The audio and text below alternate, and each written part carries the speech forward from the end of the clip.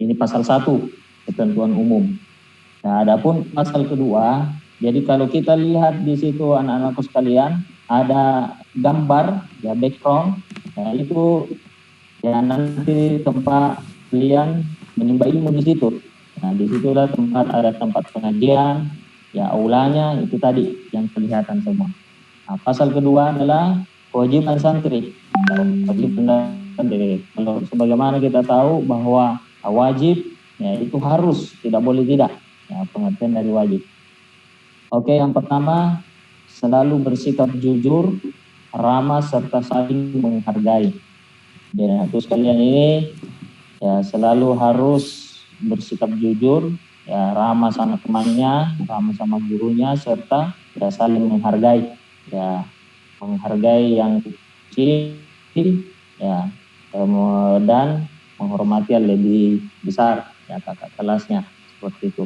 Yang kedua, mengerjakan sholat fardu secara berjamaah, ya, karena kita ini masih pandemik, masih ada corona, jadi aku sekalian kita belum bisa bertatap langsung, ya bertatap langsung, bertemu langsung, ya membimbing, membina anak-anakku sekalian. Oleh karena itu, ya tetap sholat fardunya yaitu di rumah masing-masing. Tapi insya Allah lewat pandemik nanti ini, lewat corona tidak ada, ya insya Allah kita bisa melaksanakan sholat berjamaah, ya seperti gambar yang ada di belakang. Nah, nanti di situ tempat berjamaahnya anak-anakku sekalian. Yang ketiga, mengikuti pengajian kitab kuning pada maghrib.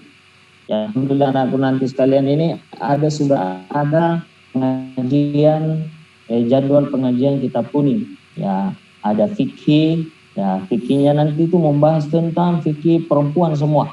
Ya, bagaimana cara mandi yang baik, mandi suci yang baik, dan bagaimana darah haid itu, ya itu nanti dijelaskan di fikih. Ada akidah, akhlak, ya ada tafsir. Nah, itu nanti kitab-kitab yang akan anak-anak sekalian yang pelajari. Yang keempat, mengikuti kegiatan tahfizul Quran ba'da asar dan subuh. Jadi anak sekalian ini sudah ada jadwal yang akan di-share nanti sama Ibu Hartina, ya jadwal kegiatan tahfizul Quran untuk pembelajaran daring nanti ini.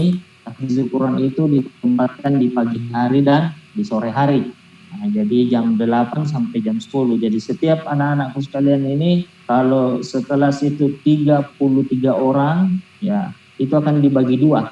Jadi setiap kelas itu ada 2 pembina atau pembimbing tahfizul Quran. Tapi untuk kelas 3 karena jumlahnya 16 orang, ya cukup 1 orang saja. Nah, dan akan dikontrol langsung oleh pembinanya masing-masing. Nah, yang kelima, wajib memelihara gedung dan alat-alat inventaris pondok serta menjaga dan memelihara barang milik pondok pesantren. Jadi anak-anakku sekalian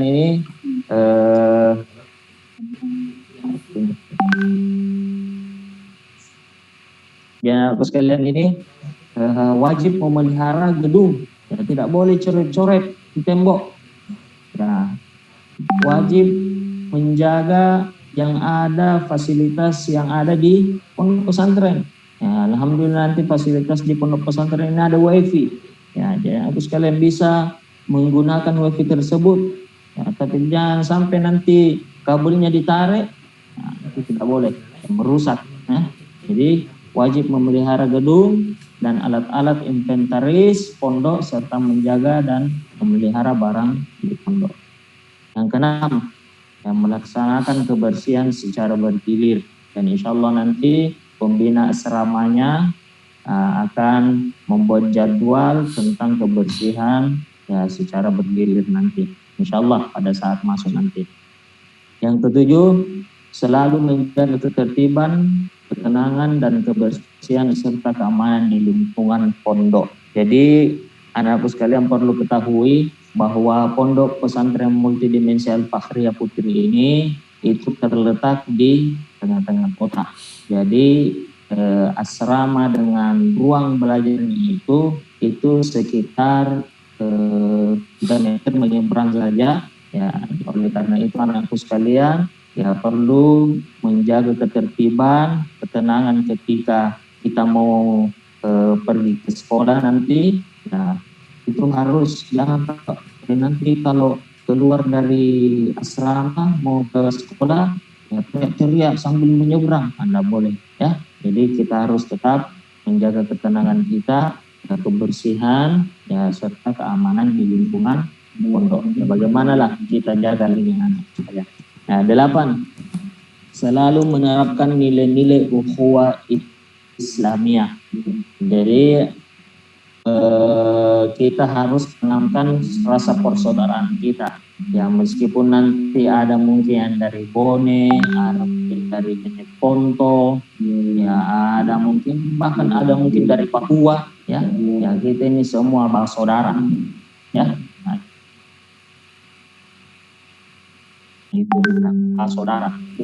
Kita menjaga nilai-nilai ukhuwah Islamiyah. Tidak ada yang baku bombe-bombe. Ya semua kita sama nanti, ya. Yang 9, berpakaian rapi, sopan sesuai dengan tuntunan syariat. Sebabnya bagaimana? Ya tidak boleh ulur di lehernya. Nah, jadi jilbabnya itu sampai terulur di bawah seragam pondok seperti pada waktu sholat atau menghadiri acara. Nah, nanti di hari Senin pakai baju putih biru, tetapi dia pakai baju yang motif tidak boleh. Aturan, ya aturan untuk mengajarnya. Nah, wajib meminta izin dari pengacaranya bila hendak keluar dari lingkungan pondok pesantren dan melaporkan telah kembali ke pondok pesantren. Jadi ketika mau keluar selain pergi ke sekolah, ke ruangan belajar, ke depan, itu harus minta izin dulu ya kepada pembina atau pengasuh nanti di anak-anakku sekalian di pondok pesantren. Ya, yang ke-12, wajib melaporkan kepada pengasuh atau pembina jika mengetahui santriwati lain melakukan pelanggaran.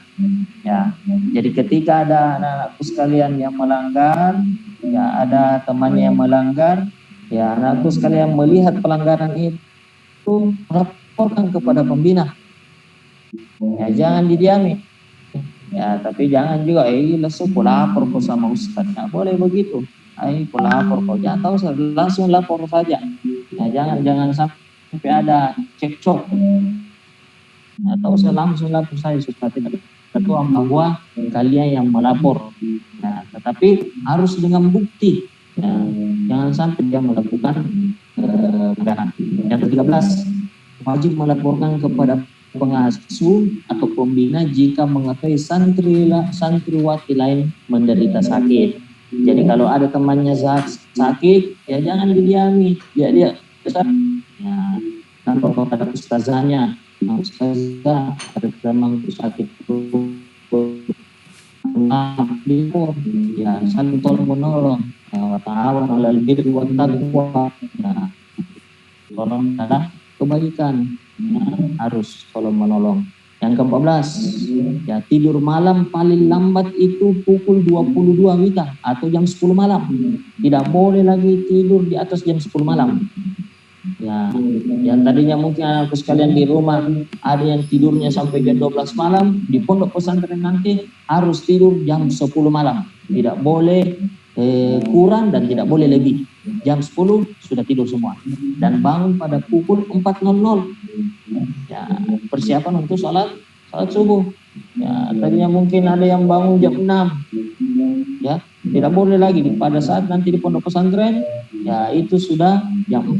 Nah, tetapi kita kan belum masuk pondok pesantren, alangkah baiknya anak-anakku sekalian ya latihan jam 10 sudah tidur di rumahnya nanti. Ya, karena proses belajar mengajar nanti pada tanggal 20 itu sudah berlaku. Jadi harus dijaga kondisinya anak-anakku sekalian, apalagi ya pemerintah mengatakan bahwa kita harus jaga imunitas kita. Nah, jadi istirahat yang cukup. Jam 10 sudah tidur, jam 4 itu sudah bangun.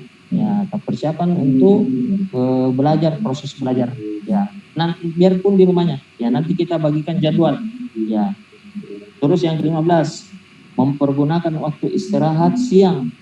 Itu jam 1 siang atau jam 13.00 sampai 14.30 WITA atau sampai setengah 3. Nah, karena insya Allah kalau jam 3 kan sudah masuk waktu asar. Nah, jangan nanti pada saat azan baru bangun. Ya, jadi sebelum azan itu sudah siap-siap untuk melaksanakan ibadah sholat. Ya, jadi 14.30 itu sudah bangun. Ya, jam 13.00 pulang dari sekolah sudah makan siang, itu langsung tidur, istirahat. Nah, nanti jam setengah tiga itu siap-siap untuk melaksanakan ibadah sholat. 16. Ini masih aturan untuk pesantren ya, anak-anak sekalian. Orang tua wajib ikut mendukung serta melakukan pengawasan dan penegakan peraturan dan tata tertib pondok.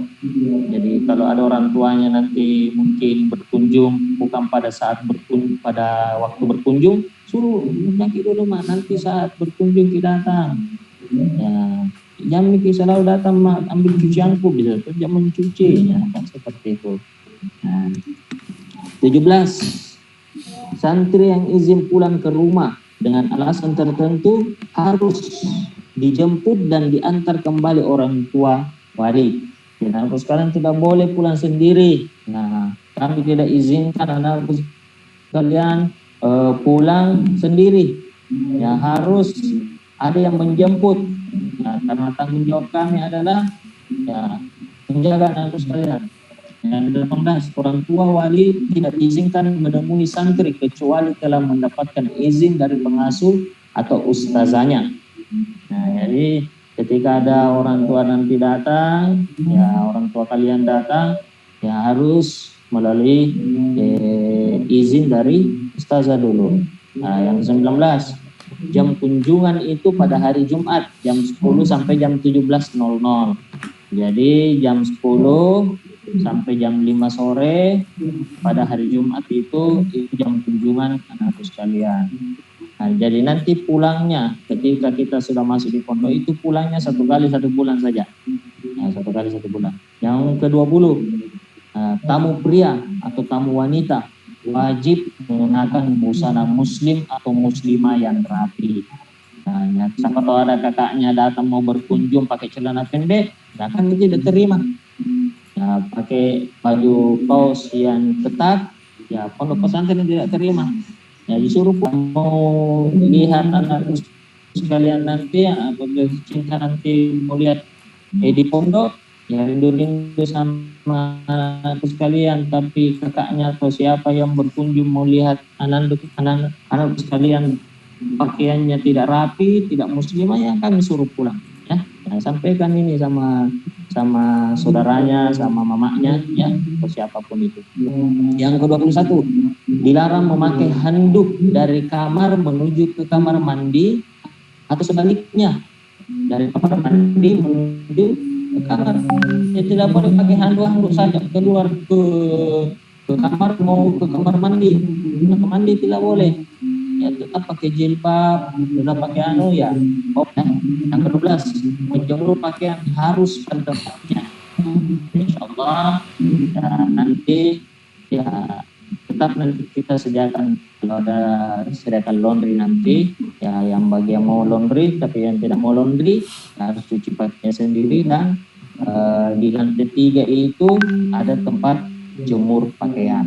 Yang ke-23, tidak buang sampah atau air sembarangan, buang di tempat sampah. Jadi ya tidak boleh buang sampah di sembarang tempat ya.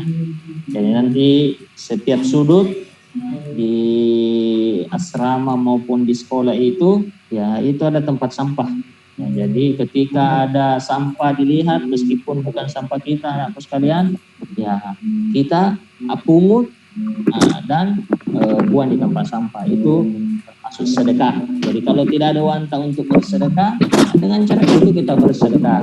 Lihat sampah pungut ya. Tolong dimutkan suaranya, siapa yang punya suara itu tadi, tolong dimutkan. Suci Ramadhani, dimut dulu ya. Terus pasal ketiga, hak santri. Jadi anakku sekalian, tadi ada aturan-aturan untuk santri, sekarang hak santri itu juga punya ada haknya untuk mendapatkan ya apa yang diinginkan oleh anak santri itu. Yang pertama, hak santri adalah mendapatkan pendidikan dan pengajaran sesuai ketentuan yang berlaku di pondok pesantren dan Kementerian Agama. Jadi ketika anak-anakku sekalian kan bayar, orang tua kalian bayar untuk mendidik kalian melalui pondok pesantren multidimensi Al-Fathiyah. Jadi ketika tidak ada guru dalam kelas, ya jangan diam tidur saja di kelas, lapor, karena itu hak dan kewajiban kalian untuk mendapatkan pendidikan yang layak, ya pengajaran yang sesuai ketentuan yang berlaku di pondok pesantren. Jadi kalau tidak ada gurunya, terlambat datang gurunya, cepat lapor, Ustazah, tidak ada guruku. Ya, contoh, tidak ada guru matematika, aku datang Ustaz. Nah, supaya mendapatkan pendidikan yang layak. Nah, artinya hak kalian itu untuk mendapatkan pendidikan, nah, karena kalian sudah bayar ya. Ya, yang kedua, menempati pondok pesantren dan mempergunakan fasilitas yang diperuntukkan bagi santri sesuai ketentuan yang berlaku di pondok pesantren. Jadi sesuai tadi saya sampaikan bahwa fasilitas yang digunakan di pondok pesantren itu untuk kalian semua, ya, seperti wifi. Ya, insya Allah nanti pada proses belajar mengajar ini di pondok pesantren itu anak-anak sekalian diwajibkan untuk membawa Android. Ya, tetapi dalam Android itu tidak ada game, ya, tidak ada media sosial, nah, apakah WA, ya Instagram dan Facebook dan lain-lain sebagainya, itu tidak ada di situ. Jadi ketika kita mendapatkan medsos seperti itu, ketika kita dapatkan ada game di situ, kami hapus. Nah, itu peringatan pertama. Jadi ketika sudah diperingati tapi masih ada begitu, maka kami sita HP. Ya, terus kalian silakan bawa Android. Ya nanti ya, jamnya juga terlalu mahal, harga 17 juta. Ya, ada Android yang bahkan ada yang 500.000 sudah dapat Android. Ya, karena proses belajar mengajar saja yang kita mau peruntukannya. Jangan selain dari itu. Yang ketiga, bebas bertanya dan mengeluarkan pendapat pada saat proses belajar mengajar dengan tidak melupakan adab. Ya, jadi ketika ada yang tidak dipahami, dari penjelasan dari ustazahnya nanti, ya hak kalian untuk bertanya. Tetapi ingat, ya ketika mau bertanya ya jangan angkat kaki. Ya pasti angkat tangan dong ya. Ya angkat tangan. Saya ustazah mau bertanya, ada yang saya tidak pahami. Ya, kalau dikasih kesempatan, siapa mau bertanya? Ya, temannya tidak ada yang mau bertanya, ya mungkin di antara kalian ada yang paham tapi temannya tidak paham, angkat tangan saja, bertanya. Ya, karena kenapa? Ya, karena boleh jadi teman kalian tidak paham gara-gara kamu bertanya, ya akhirnya temanmu bisa paham, ya seperti itu. Jadi yang bertanya ya sesuai ya. Pro Amel, insya Allah nanti Kaila Putri Ramadhani nanti bertanya ya. Nanti saya kasih kesempatan untuk bertanya. Ya, saja dicatat-catat pertanyaannya sebentar. Saya sampaikan dulu semuanya ini ya. Saya sampaikan semuanya. Nanti silakan yang bertanya. Kaila Putri Ramadhani nanti saya kasih kesempatan untuk bertanya juga. Yang keempat, ya, mendapatkan perlakuan yang sama. Jadi sekalian di sini semua sama haknya. Ya, tidak kita beda-bedakan bahwa si A, si B ya harus bagus tempatnya, harus bagus makanannya, semua sama, tidak ada yang dibeda-bedakan. Ya, bahkan tempat tidur sama ukurannya. Ya, usia ukurannya 70 cm lebarnya, tidak sama semua. Ya, lemarinya sama semua. Ya, tidak ada yang kita bedakan. Yang kelima, mendapatkan pendidikan dan pengajaran yang sama sesuai tingkatannya. Yang keenam, mendapat asupan makanan. Tujuh, mendapatkan informasi dan hiburan melalui media yang telah disediakan. Yang kedelapan, mendapatkan pertolongan pertama pada kecelakaan jika dia menderita sakit. Ya, sesuai tadi pasal ini sebelumnya bahwa kejadian ini ya, kejadian ini jika ada yang sakit jangan diam. Jadi lihat itu gambar background dari pasal 4, itu asrama ya. Jadi itu asramanya, terus kalian bisa lihat nanti lihat asramanya ya seperti hotel. Nah, lihat karpetnya itu balnya sampai 15 mili ya. Nah, kalau kita injak itu tenggelam lagi itu ya, bukan karena lumpur ya. Oke, pasal keempat, larangan. Yang pertama, melakukan perbuatan yang bertentangan dengan perbuatan yang merugikan dan mencemara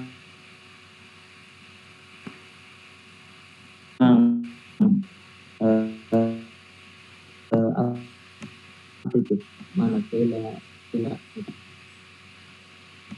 orang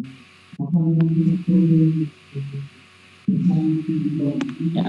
Yang kelima, merokok dalam lingkungan pondok ya, ini tidak boleh ya. Sampai sembunyi-sembunyi ada juga perempuan merokok, tidak boleh ya. Keenam, mempergunakan fasilitas pondok yang tidak diperuntukkan bagi santri tanpa izin pembina ya. Nanti jangan sampai kita mau pakai langsung komputernya guru, laptopnya guru tanpa izinnya pembina, tidak boleh ya, harus izinnya pembina dulu. Hanya langsung dipakai anak-anakku sekalian ya. Yang tidak bisa jadi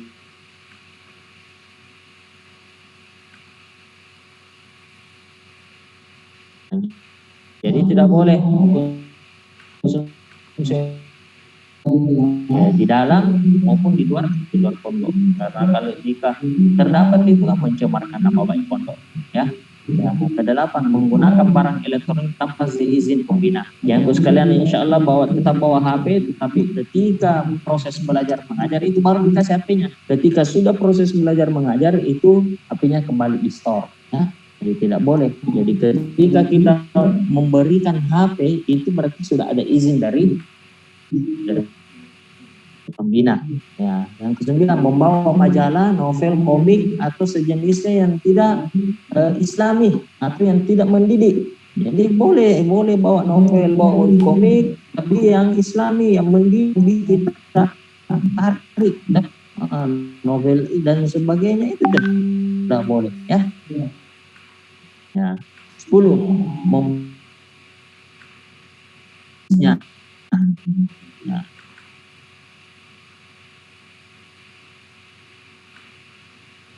Lihat anakku sekalian di background itu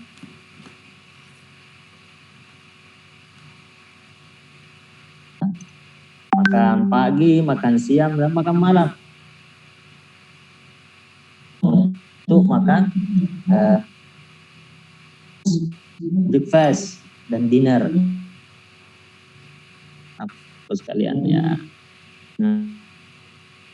Ada yang tidak sabar untuk sudah masuk cantik sekali masuk, seperti apa mau dikata anakku sekalian undang ini corona, tetapi ya datang sih corona pesantren. Ya, tapi kita sudah berasangka baik kepada Allah, ya ini sudah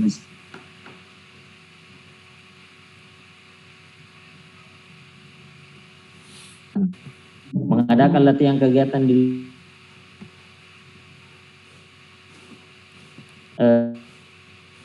nanti saya kasih kesempatan untuk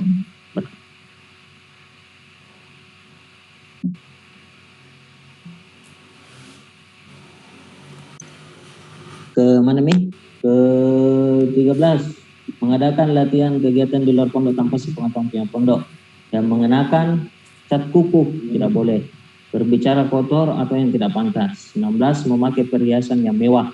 Ya, yang 17, membuat onat dan kegaduhan. Ya, silakan di screenshot itu anak-anakku sekalian. Ya, ini kita lihat backgroundnya anak-anakku sekalian. Ya, ini backgroundnya ruang tidur di lantai 2. Ya, asramanya. Ya, asramanya lantai 2. Ya, pasal keempat, pelanggaran dan sanksi. Nah, ini pelanggarannya. Jika melakukan pelanggaran, maka sanksinya seperti ini. Yang pertama, pelanggaran terhadap tata tertib ini akan dikenai sanksi sesuai dengan jenis pelanggarannya. Jadi sesuai jenis pelanggarannya apa. Jadi ada pelanggaran yang berat dan ada pelanggaran yang ringan. Nah, kalau pelanggaran ringan begini sanksinya, begini hukumannya. Nah, jenis-jenis sanksi sebagai yang mana dimaksud. Yang pertama, sanksi ringan memiliki 3 kategori, yaitu pertama, apabila dia melanggar dengan pelanggaran ringan, ya pelanggaran ringan, ya, itu yang pertama diberi nasihat dan peringatan oleh Dewan Pembina. Yang kedua, diberikan teguran secara lisan ataupun tertulis. Yang ketiga, disuruh menghafal kosakata bahasa Arab maupun Inggris, atau membersihkan halaman dan seluruh ruangan yang ada di pondok. Ya, sanksi berat memiliki 3 kategori juga. Yang pertama, diskor sementara untuk mendapatkan bimbingan dari orang tuanya. Jadi dikembalikan kepada orang tuanya. Ya. Tapi punya waktu di situ. Yang kedua, diserahkan kembali pendidikannya ke orang tua atau dicabut haknya sebagai santri. Jadi dipecat, di DO, ya, di drop off, Ya, yang ketiga, diberhentikan secara tidak hormat dari pondok. Nah, apabila dia melakukan memakai obat-obatan, mencuri, ini pelanggaran berat semua ya. Ya, tanpa seizinnya. Nah, terus ketiga, jenis-jenis pelanggaran yang dimaksud pada yaitu pelanggaran berat. Yang pertama, nah, kalau melakukan pelanggaran berat ini ya, maka hukumannya 3 tadi ini. Jadi skors, atau dikembalikan sama orang tuanya, atau diberhentikan tidak hormat dari pondok. Ya, ini pelanggaran beratnya. Melakukan perbuatan pelanggar syariat yang termasuk dosa besar. Ya, termasuk tadi pemakai obat-obatan, itu kan dosa besar itu. Ya, melanggar syariat. Yang kedua, mencemarkan nama baik pondok pesantren. Ya, termasuk tadi juga itu. Ya. Yang ketiga, melakukan pelanggaran ringan setelah mendapatkan peringatan tertulis sebanyak 3 kali. Jadi kalau sudah 3 kali diberi nasihat, diberi peringatan tertulis maupun lisan sebanyak 3 kali, tapi tetap melanggar, maka itu sudah termasuk pelanggaran berat. Nah, adapun pelanggaran ringan yaitu ya semua jenis pelanggaran yang tidak termasuk dalam kategori pelanggaran berat, baik tidak melaksanakan kewajiban maupun melanggar larangan melanggar larangan dan tata tertib pondok pesantren. Nah, yang keempat, kebersihan dan busana. Jadi kebersihan, piket kebersihan dikerjakan dengan tanggung jawab bersama. Nanti ada piketnya, asrama dan kamar terus dalam keadaan bersih maupun rapi. Membuang sampah harus pada tempatnya. Dan ini adalah kebersihan dan busana ya. Sebagai umat muslim atau muslimah yang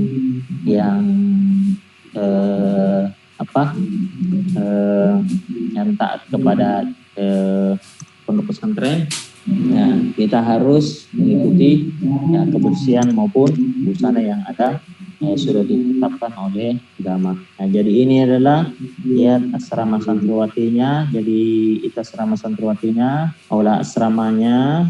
Ya, aula asrama itu ya, tempat makannya nanti, kamar tidurnya, toilet santriwati maupun kamar tidurnya. Oke, anak-anakku sekalian, ya kalau mungkin anak-anakku sekalian sudah lihat-lihat pondoknya kemarin waktu mau mendaftar, ya ini nampak dari dampak dari foto tadi ya. Ya. Oke, anak-anakku sekalian, kalau tidak ada saya kembalikan host kepada Ibu Artina. Tunggu Bu, saya jadi host gitu. Oke, terima kasih Ustaz.